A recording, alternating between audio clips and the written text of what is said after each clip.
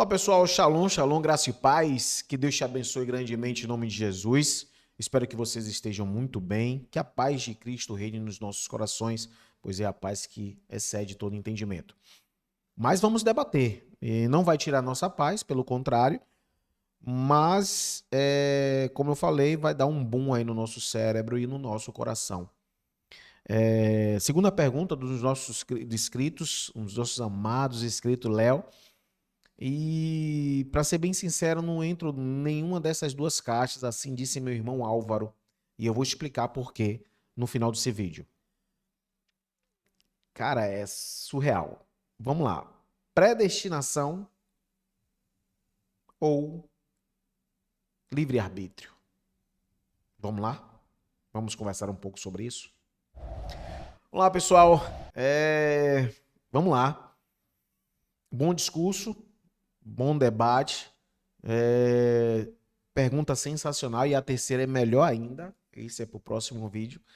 Mas isso me remete a lembrar do irmão Álvaro, que falou que aquilo que eu penso não se trata disso. O irmão Álvaro, ele está bem mais à frente do que eu, e eu dei aquilo que eu falei, aquilo que eu pensava, e ele me disse exatamente aquilo que, mediante os estudos, o que é que eu penso, né? Mas vamos lá, vamos deixar de enrolação, vamos colocar aqui na tela exatamente a parte mais técnica, né? Para que aí você compreenda mediante aquilo que o Espírito Santo lhe dá, e lhe deu até hoje na palavra, o entendimento, certo?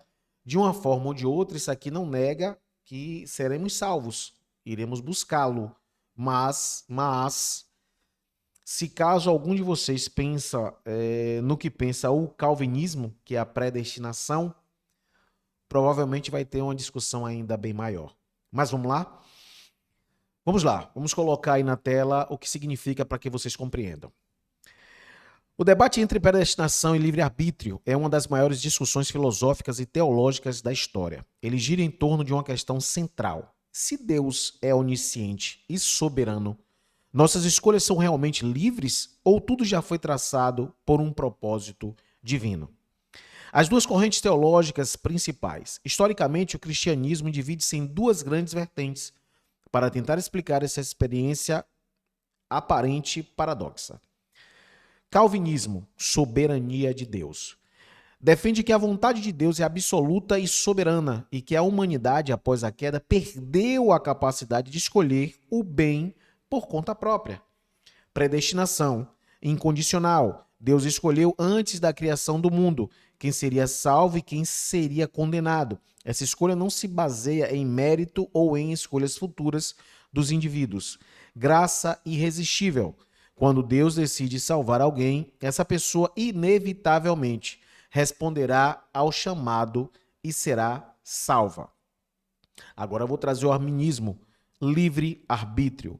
Enfatiza a responsabilidade moral e humana e livre-arbítrio, liberdade de escolha. Eleição condicional. Deus predestina para a salvação aqueles que ele previu usando sua onisciência, que aceitaram o seu chamado e creriam em Jesus. Graça resistível. O ser humano tem a capacidade de aceitar ou rejeitar a salvação oferecida por Deus. É, muitas discussões, são muitas discussões em relação a isso. Eu falo isso para vocês porque eu assisto muitos programas, entre aí o pastor César Cavalcante, que é um dos caras que trazem mais debates quanto ao calvinista e o arminiano, né?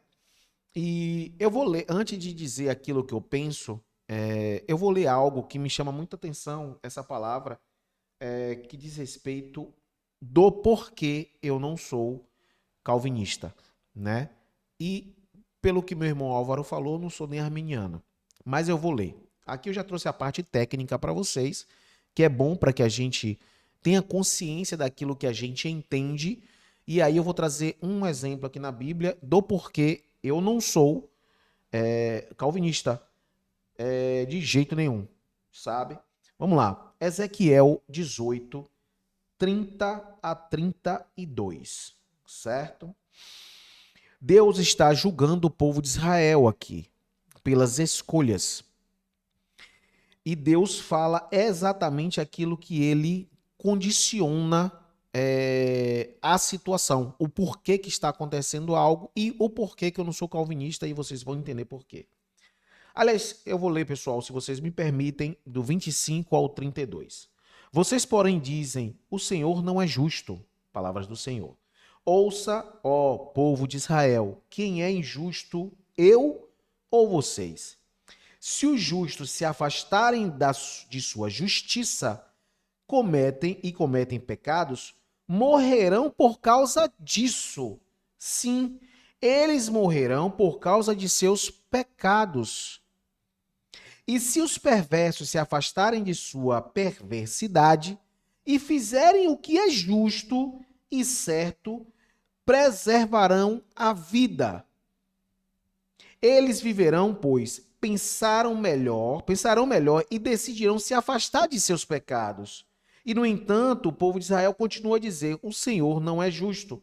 Ó povo de Israel, vocês é que são injustos e não eu. Portanto, julgarei cada um de vocês, ó povo de Israel, cada um de vocês, conforme suas ações, diz o Senhor soberano.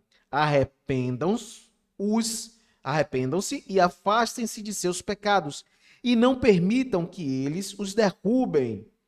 Deixem toda a sua rebeldia para trás e busquem um coração novo e um espírito novo. Por que morrer, ó povo de Israel? Não é meu desejo que morram, diz o Senhor soberano. Arrependam-se e vivam. Aí você me diz, como ser calvinista? Deus é maluco? Deus não é maluco, não. Aqui ele está dizendo, pessoal, eu não me alegro na morte do ímpio. Vocês estão morrendo, estão sofrendo sem mim, vão morrer, porque aqui a palavra nada mais é do que morrer e morrer sem ele, porque morrer em pecado, porque estão gostando de fazer. E não só isso, estão culpando a Deus pelos pecados que eles estão cometendo, porque Deus não é justo. Aí você me diz, um desses aqui, um desses que estão recriminando o Senhor, dizendo que Deus não é justo. Deus vai até eles, conversam com eles e dizem, escolham o caminho correto. Deus está falando para um calvinista, imagine um calvinista dizer assim, não, tem um desses no meio aí que é escolhido. Porém, ele já foi predestinado. Então tá bom, então o cara vai morrer no pecado e vai ser salvo? Porque praticamente é uma apostasia da fé. Ele está dizendo para Deus que ele não é justo. Que ele não é justo. Justo é meu óculos quando eu boto no rosto e fica torto. Isso não é justo. Então, assim, a pergunta eu vou repetir. Deus é maluco? Deus não é maluco. Para colocar uma pessoa, para predestinar uma pessoa já salva, que a gente não sabe quem é. E nesse instante está entre essas pessoas recriminando pelos seus pecados, e um desse no meio aqui já foi predestinado a ser salvo, independente de estar questionando as vontades de Deus, mas ele já foi salvo porque ele foi predestinado pelo soberano. Mas Deus está dizendo embaixo, pedindo por favor que eles não cometam mais pecado, que ele não se alegrará na morte deles, não se alegra na morte de um ímpio. Como é que eu vou ser calvinista? Me expliquem. Eu vou repetir, eu só sou estudante. Eu amo a palavra do Senhor e creio que um dia, em nome de Jesus, eu vou fazer os meus cursos, que a palavra diz que meu povo perece por falta de conhecimento. Então, assim, aqueles que amam verdadeiramente o Senhor, eles vão buscar isso aqui. Eu não estou buscando para discutir, eu estou buscando para entender. Eu não compreendo que Deus ia fazer isso. Eu não compreendo. Segundo exemplo. Judas traiu a Deus. Ele foi predestinado para traição? Creio que sim. Ele foi predestinado para tirar sua própria vida? Não. Porque se fosse assim, Pedro negou Jesus 3 vezes. Ah, Daniel, mas será que Judas não tinha depressão? Não foi nada disso. Todo mundo sabe que em meio à sua situação, quando ele entregou a Jesus, porque ele pensava que Jesus ia causar um alvoroço quando fosse preso, partir as correntes, não deixar ser crucificado, não foi isso que aconteceu. Então Judas pensou que era isso. Pessoal, analisem. Eu não estou indo para outro caminho, não. Analisem, se fosse Judas, que realmente ele entendesse que ali ele estaria traindo, que ele não acharia que Jesus ia partir as correntes, negar a cruz, tirar a coroa de espinhos, mudar toda a situação, levantar a espada. Você acha que Judas ia receber moedas de prata? Você escolheria o quê? Você aí que está me ouvindo. Você escolheria o quê? Ouro ou prata? É óbvio que é ouro. E óbvio também que Judas estava sendo aqui, guiado pelo inimigo, a ponto de não escolher nem verdadeiramente a moeda que tinha mais valor. Ali o intuito não era esse. Então, assim, em função do que Judas não viu, ele foi fraco, a ponto de largar. Vocês lembram? Ele joga, ele não fica com as moedas. Ele não fica com as moedas. E vai fazer, infelizmente, contra a sua própria vida. Mas Pedro não tentou, Pedro negou, chorou. E quando Jesus voltou, ele fez questão de ver Pedro. Então, assim, talvez sim, predestinado. Por que eu estou trazendo essa questão de Judas? Aí eu vou falar aí do Álvaro, que Deus te abençoe, meu irmão, em nome de Jesus. Que ele continue colocando força, que o fogo do Espírito Santo desça sobre você e vai te dar conhecimento, meu irmão, e vontade na palavra todos os dias. Eu falei algo, levantei neste grupo, né? Que eu creio no seguinte. Lembra da Matrix? 2 comprimidos, um vermelho e um azul. Eu creio sim que Deus nos escolheu.